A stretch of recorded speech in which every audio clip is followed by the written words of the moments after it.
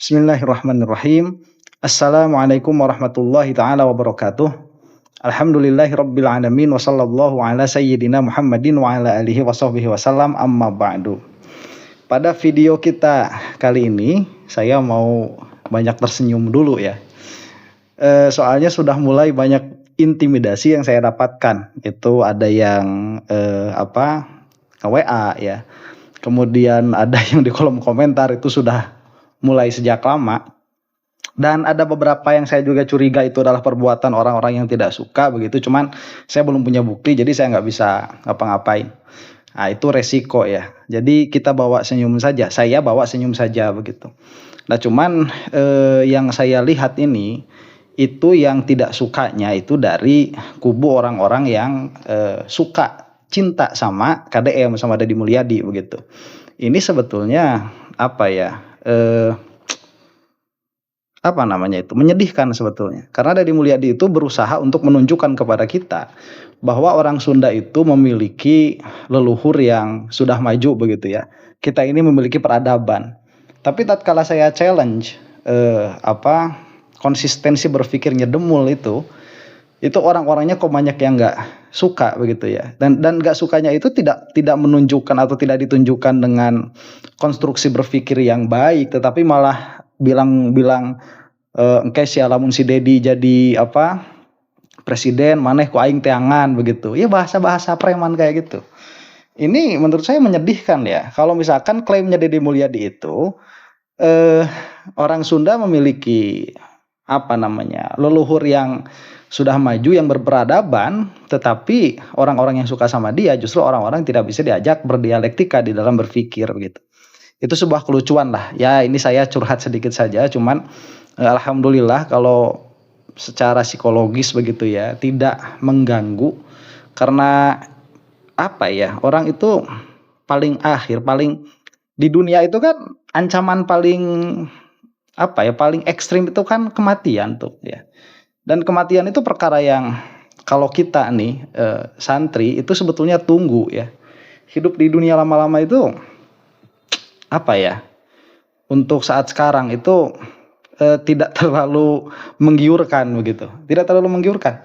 Ya kita pada akhirnya akan mati, makanya kenapa saya ini menggugurkan kewajiban fardu kifayah, karena saya itu tahu bahwa akhirat itu ada dan saya tahu apa-apa yang akan dihisab di sana. Jadi kematian itu bagi seorang mukmin adalah sesuatu yang baik begitu. Jadi jangan kira dengan intimidasi yang ada begitu ya, ayo kepada Forsa kemarin itu, Forsa sama Pau ILS. Nah itu yang nggak suka gara-gara saya bilang si Oma begitu ya. Kemudian gara-gara saya itu nantang si Abbas Buntet, kalian itu nggak sadar, kalian itu lagi dibodohi, lagi ditipu, kalian nggak sadar, kalian aja nggak sadar, nggak ngaji soalnya, begitu ya. Ya saya ingin mendapatkan dialektika berpikir, ya akhirnya orang-orang malah seperti itu. Ini harus ditindak sama Forsa sama PWLS, ya dikira kita takut gitu, ya. Kalau mau datang aja, ya nggak usah koar-koar kayak gitu, datang aja 3 bis kalian ya. Kalau kurang ya banyakin sekalian begitu. Ini yang mau saya utarakan di sini, video mengenai Deddy Mulyadi kemarin ya, yang mana dia itu menghadiri pernikahan entah siapa begitu, pernikahan salah satu pejabat. Setelah itu dia itu menghadiri Paskah ya di gereja, kemudian menyampaikan sambutan. Nah ini penilaiannya saya kira ini akan bukan terkesan ya, ini akan subjektif. Jadi saya kalau misalkan mengatakan subjektif, saya katakan subjektif dalam pengertian ya ini adalah pandangan pribadi begitu, bukan ada qodiyah kuliah, ada hukum yang pasti begitu ya. Kemudian saya terapkan di sini, tidak seperti itu. Ini subjektif saja, karena dari apa-apa yang sudah saya ketahui dari perkataan Deddy Mulyadi itu banyak yang banyak yang berbahaya bagi keimanan, dan kita akan lihat gestur-gestur dari Deddy Mulyadi pada rangkaian video ini. Itu videonya agak lama, saya akan singkatkan saja. Ada gestur-gestur yang memang menyatakan demikian ya. Ini kita lihat dulu videonya. Nah, sebelum itu saya tidak mau mempermasalahkan dulu ya hukumnya, seseorang itu berbicara di gereja bagaimana, ya karena memang Deddy Mulyadi di sini berperan sebagai seorang gubernur di suatu provinsi yang majemuk begitu, itu tidak saya permasalahkan, silahkan itu dihukumi sendiri begitu ya, atau yang punya ilmu fikih itu bisa bisa melihatnya itu lebih cermat. Cuman saya akan melihat dari apa-apa yang tampil di sini. Kita akan saksikan dulu. Binti Haji Cucun Ahmad Syamsuddin dengan mas kawin tersebut dibayar tunai. Nah, itu bentar ya. Tadi ini apa? Binti Haji Ada siapa ini? Masya Allah, siapa sih ini yang dari Anu itu ya? Tadi saya ingat namanya jadi lupa. Itu Kang Deddy Mulyadi ada tuh ya di situ. Jadi tidak menjadi saksi, cuman ya jadi menghadiri saja. Dan ini gestur yang baik ya. Terus kita lanjut ya. Ahmad Syamsuddin Muhaimin ya. tersebut dibayar tunai. Muhaimin Iskandar. Nah, itu setelah akad.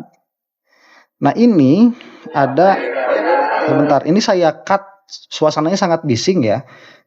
Suara bisingnya itu saya cut supaya nanti apa yang dibicarakan sama Kang Deddy Mulyadi dan Menteri Agama ini lebih terdengar begitu.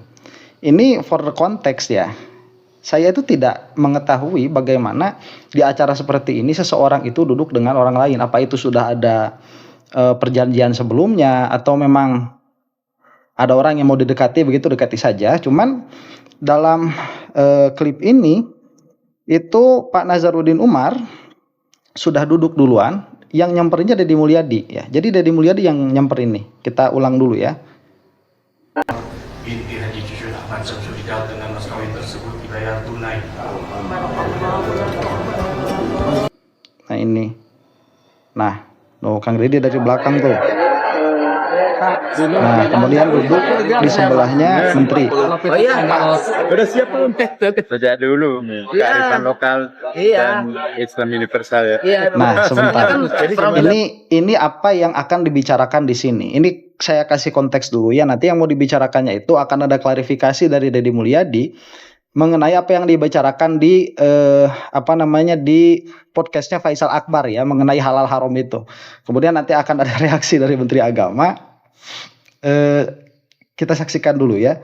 Ini harus cermat ini karena suaranya itu kecil dan kita itu harus melihat apa yang sebetulnya dibicarakan di sini. Kita ulangi lagi. Agama kita hari ini adalah oh iya, Udah siap belum? Sejak dulu kearifan lokal dan Islam universal ya. Nah, kearifan lokal dan Islam universal itu yang ditangkap oleh Pak Menteri ya. Kearifan lokal dan Islam universal. sebenarnya kan problem agama kita hari ini adalah tidak menjaga alam semesta yang menjadi titipan. Nah, jadi dia problem agama kita hari ini kata Deddy Mulyadi adalah tidak menjadi alam yang menjadi titipan.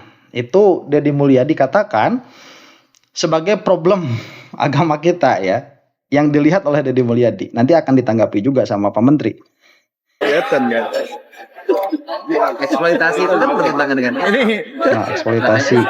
kita kan yang tersisa dari sejarah Islam itu kan beliau sama yang di rumah yang sama ini mereka jangankan daging anjing, daging babi, daging kambing aja nggak pada makan.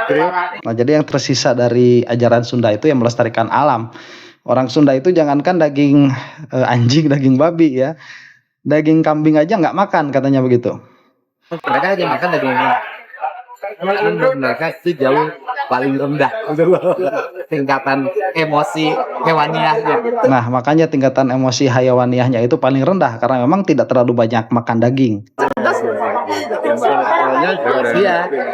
Sampai ini 2 tahun nggak makan daging. Dan rata-rata kan sekarang yang sudah 40 ke atas nggak makan daging. Lanjutin nggak makan. Di wakil hewan di eliminasi. Bagaimana nafsu kehewanan? Nah, itu jadi nafsu hayawaniahnya itu dieliminasi begitu. Itu kata Pak Menteri itu. Dan itu juga berhubungan dengan alam ya, karena lingkungan Arab itu kan perlu daging yang cukup karena suhu udaranya berat. Kalau alam di kita itu tak perlu daging yang cukup. Oh ya, kontennya banyak. Iya. Kita malah Itu perlu jelas banyak ya. serat. Nah, yang dimaksud itu adalah Nah, saya ini baru membicarakan tentang apa yang Demul bicarakan di podcastnya Faisal Akbar ini. Sebentar ya. kalau alam kita itu tak perlu daging yang Oh ya, kontennya banyak. iya. Kita malah perlu banyak serat. Nah, yang dimaksud itu adalah saya ngomong di podcast Faisal Akbar itu yang halal haram itu yang saya maksud. Kita sibuk hanya pada daging babi saja. Tapi misalnya kadar garam yang lebih tidak dianggap. Makanya ada lemak yang lebih, zat pewarna yang mematikan. Terminologinya itu toyiban itu ya. Nah, Toyibat. Taiban Mubarak. nah, Mubarak kan. Halalan Taiban Mubarak. Sama. padahal yang hari ini yang menjadi ancaman kita kalau daging babi orang udah nggak makan lah secaranya.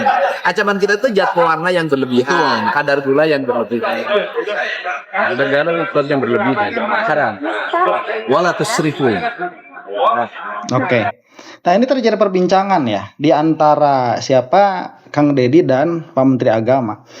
Ini menurut saya merupakan sebuah gestur yang kampungan dan menjijikan begitu. Kenapa saya katakan seperti itu? Deddy Mulyadi ini menghampiri Menteri Agama. Ini luar biasa ya, yang ada di pikirannya Deddy Mulyadi ini. Jadi dia itu tahu bahwa apa yang dikatakannya di podcast Faisal Akbar itu problematik. Makanya kenapa sampai dia itu tatkala bertemu dengan Menteri Agama itu membicarakan hal itu. Tapi dia tidak menyinggung sedikit pun yang bukan Islam kan, yang pasrah ka panon poekna begitu, pasrah ka bumina, pasrah ka caina, pasrah ka langitna. Dia tidak membahas itu sama sekali. Berarti dia tahu yang ini problematik dan yang ini itu akan bisa selesaikan begitu. Nah, ini saya entah siapa yang di sebelah kanannya Demul ini, yang di sebelah kirinya kan jelas. Nah, ini membicarakan hukum halal haramnya. Saya tidak mau membicarakan hal itu dalam pengertian karena kalau kita mau membahasakan bahwa makanan yang banyak madorotnya itu dimaknai dengan thayyib, itu nanti banyak konsekuensinya. Konsekuensinya itu kita harus melihat bahwa ya yuhannas kulu halalan thayyiban misalkan. Itu kulu halalan thayyiban, kulu mimma fil ardi halalan thayyiban. Jadi makanlah oleh kalian semua dari apa-apa yang di bumi itu, yang halal dan yang thayyib. Ini thayyib, ini harus di-i'rab dulu. Jadi karena yang namanya makna itu dia cabang dari i'rab. Jadi kamu itu harus bisa mempertanggungjawabkan thayyiban ini apabila dimaknai seperti itu. Dan Pak Menteri di sini bukan dalam posisi sedang siap untuk bahsul masail, begitu. Jadi kenapa kok mendatangi Menteri Agama kemudian membicarakan hal ini yang mana ini bukan tempatnya. Ini sudah zolim ini. Ini bukan tempat untuk membicarakan hal itu.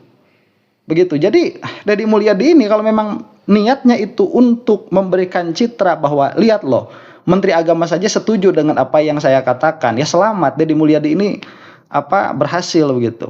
Tapi kalau misalkan yang dia inginkan itu apakah pemahaman saya terhadap ayat ini sudah benar atau tidak? Ini salah tempat, salah alamat. Nah, ini ada beberapa hal yang bisa kita lihat begitu. Dari yang pertama tadi saya katakan yang nyamperinnya ini Deddy Mulyadi, kemudian yang membuka pembicaraan pun dia. Yang mana dia itu tahu mana yang harus dibuka, yang problematik, yang sekiranya bisa diobrolkan dalam situasi seperti ini. Itu yang gestur yang menurut saya kampungan dari Demul itu. Ya. Ini pencitraan luar biasa. Kemudian Jangan menjadikan alam ini sebagai objek. Aku pesannya? Enggak. Harus dan tapi kritisnya sekarang efek Aku Salman, Mas. Bupati mulai penataan itu mulai dibenahi yang mulai. Bagus. Nah, oke, dan saya Gimana? tidak mau membicarakan raut wajahnya siapa Pak Menteri Agama begitu ya. Jadi eh, kalau kita bahas ini makin lebih dalam begitu, Pak Menteri ini tidak mengatakan haram sama sekali, yaitu halalan toyiban. Jadi kalau sudah halal, tinggal nanti dicari yang toyibnya. Dan ini tadi saya katakan akan kembali kepada i'rab. Kemanapun kamu itu memaknainya, kamu harus bisa mempertanggungjawabkan dengan i'rabnya.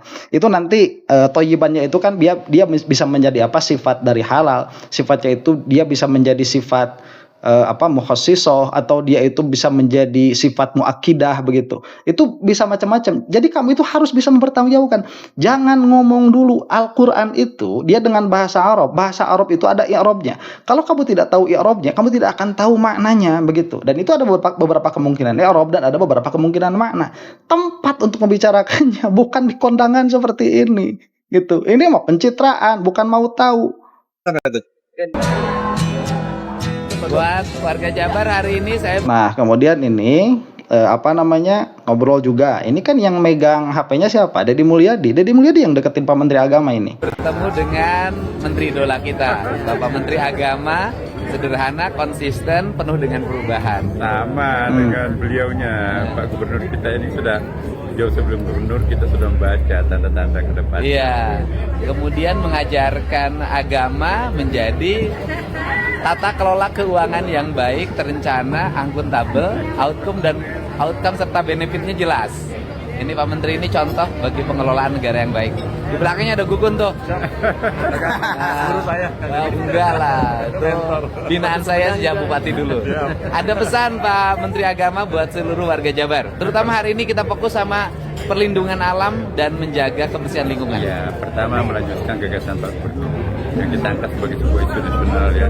Kita akan mengembangkan ekoteologi. Oke. Jadi bagaimana supaya menata lingkungan ini dengan jiwa feminis, bukan feminis loh ya. Iya, feminis. Nah, ini ada bahasa, coba lihat bahasanya itu ekoteologi ya. Ada pesan Pak Menteri Agama buat seluruh warga Jabar. Terutama hari ini kita fokus sama perlindungan alam dan menjaga kebersihan lingkungan. Ya, pertama melanjutkan gagasan Pak Gubernur yang kita angkat sebagai sebuah isu nasional ya. Kita akan mengembangkan ekoteologi. Oke. Jadi bagaimana Nah, ekoteologi yang saya dengar itu. lingkungan ini dengan jiwa feminis, bukan feminis loh ya. Iya, feminis. Jiwa feminin, kelembutan, mencontoh Asmaul Husna. Insya Allah pasti berkah. Siap. Terima kasih Pak Menteri, sehat selalu, menebar kebaikan untuk semua. Terima kasih.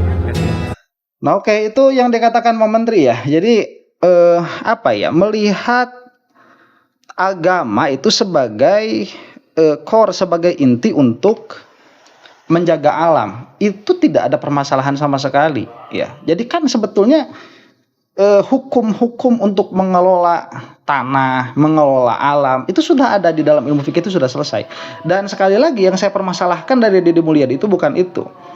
Deddy Mulyadi ini kebijakannya mau apapun itu lebih expert daripada saya. Jadi kalau misalkan saya ini ya taruhlah Deddy Mulyadi ini kemarin ramainya beberapa masalah kan, masalah membersihkan jalan begitu, kalau tidak salah jalan Pasteur di Bandung, kemudian masalah GRIB itu, kemudian masalah pemutihan pajak. Saya tuh nggak komentar sama sekali tentang hal itu.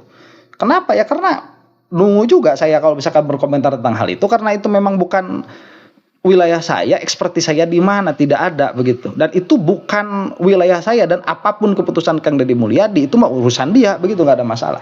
Yang saya permasalahkan dari awal dari Deddy Mulyadi ini perkataan-perkataannya yang offside. Tadi kalau kita dengarkan perkataannya Pak Menteri Agama itu mengelola alam dengan feminim.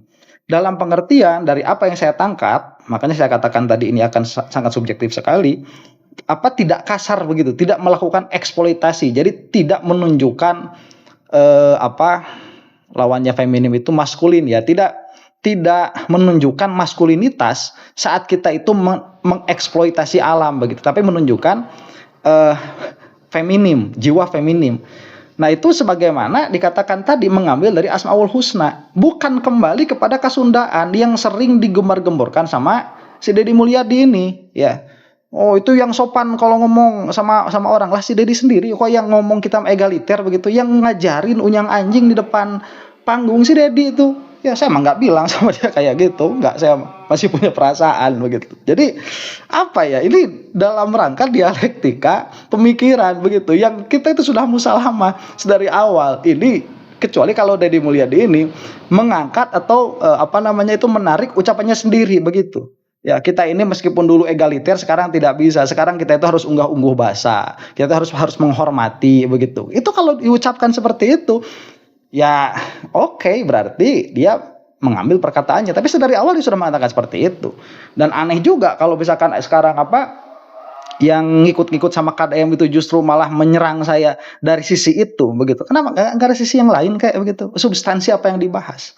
Nah ini jelas ya. Jadi berbeda hubungan ekoteologinya dari apa yang dibacakan atau apa yang diadvokasi oleh Pak Menteri dengan apa yang suka digembar-gemborkan oleh Deddy Mulyadi. Dan itu memang Pak Menteri itu luar biasa beliau itu ya. Beliau itu kan Rhoma Irama saja dibilang wali itu. Ya, jadi beliau itu kan posisinya sebagai menteri, inilah negarawan. Ya kemana-mana masuk. Ya kemarin misalkan ada acara Ba'alwi, beliau pun hadir juga begitu. Kemudian ada ke Rhoma Irama ngasih penghargaan, ya disebut wali juga Rhoma Irama itu sama Pak Menteri. Saya tidak berkomentar apapun tentang Pak Menteri Agama ya, beliau itu posisinya sudah lain begitu. Karena posisinya itu beliau ya sebagai negarawan dan tidak ada perkataan yang aneh-aneh yang keluar dari mulut beliau. Kalaupun ada begitu ya saya pasti komentari juga dalam permasalahan agama saja. Nah setelah itu kemudian Deddy Mulyadi ini menghadiri salah satu acara di gereja. Mungkin ini Paskah ya. Nah ini saya lewat dulu ya. Ini banyak sekali dikerubungi orang dan ini memang luar biasa, jarang ya kalau sekelas gubernur itu sampai begini. Saya kira Ridwan Kamil nggak sampai seperti ini. Dan ini berhasil untuk citranya Deddy Mulyadi bagus sekali.